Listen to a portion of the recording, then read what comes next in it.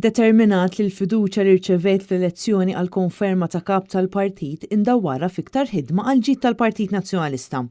Hekk saħaq il-kap tal-Partit Nazzjonalista Bernard Grech meta l-ħadd filgħodu kien intervistat mill-ġurnalist Dione Borg. Ġimgħa wara l-vot qawwi li rċieva fl-elezzjoni ta' konferma bħala kap tal-partit qal li din il-konferma iġġib magħha numru ta' responsabiltajiet u deċiżjonijiet. Determinat li dik il-fiduċja ndawwara f'aktar ħidma għal ġid tal-partit u għal ġid tal-pajjiż. Żgur illi l-ħidma tagħna titkompli għaddejja fuq diversi livelli. Kienet ġimgħa interessanti ħafna fejn nerġajna ltqajna anke bħala grupp parlamentari u kellna diskussjoni tajba u interessanti ħafna, grupp parlamentari li għamilna numru ta' sigħat flimkien. Nħu pjaċir nara grupp attiv, grupp li jipparteċipa, grupp ta' politiċi illi għandhom intenzjoni waħda illi jaħdmu flimkien għal ġid ta' dan il-pajjiż. Bernard Grech qal il-ħidma tiegħu komplet ukoll permezz ta' numru ta' laqgħat illi kellu ma' diversi nies li jagħmlu parti mill-Partit Nazzjonalista. Saħaq li se jkun qed iżur il-lokalitajiet kollha ta' Malta u Għawdex biex il-partit ikompli jsir partit tan-nies. Iktar kmieni din il-ġimgħa l-kap tal-Partit Nazzjonalista Bernard Grech ħasem fil-Kungress tal-Partit Popolari Ewropew illi sar f'Rotterdam li matulu kompla jwassal is-solidarjetà tiegħu u tal-poplu Malti mal-poplu Ukren filwaqt li saret diskussjoni wiesa ma' numru ta' mexxejja ta' partiti oħrajn sabiex finalment ikomplu jaħdmu għall-Unjoni Ewropea aħjar u iktar b'saħħitha.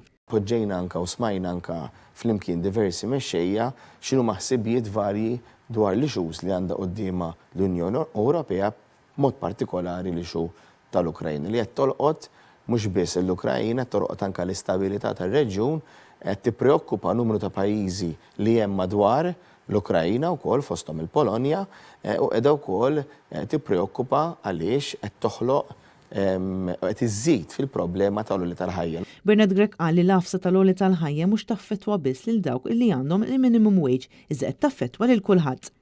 Gvern Laburista fil-programm elettorali ma kellu ebda indikazzjoni ta' kif se joħloq niċeċ ekonomiċi ġodda ta' kif se jkompli jkabbar l-ekonomija, ta' kif se jkompli jiġbed l-investiment, ta' kif se jkompli jiġbed ukoll u jżomm il-Malta attrajenti ħalli anki konna pilastri ekonomiċi fejn ikonna xogħol ta' valur miżjud u allura hemmhekk tkun qed tkabbar ukoll id-dħul ta' numru ta' nies.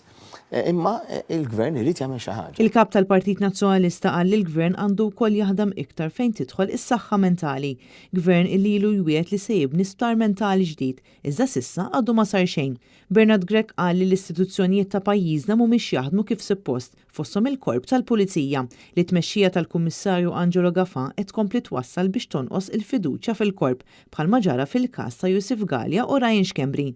Ma jistax ikun iktar illi jkun hemm min jabbuża imbagħad iwaħħal jew jipprova jiskolpa ruħu billi jdaħħal id-diffikultà lil ħaddieħor. Mistoqsi dwar il-ħidma parlamentari li qed jagħmlu deputati tal-Partit Nazzjonalista, Bernard Grech qal li din il-ħidma qed twassal biex jinkixfu ċertu nuqqasijiet li qed isiru minn esponenti tal-Gvern Laburista.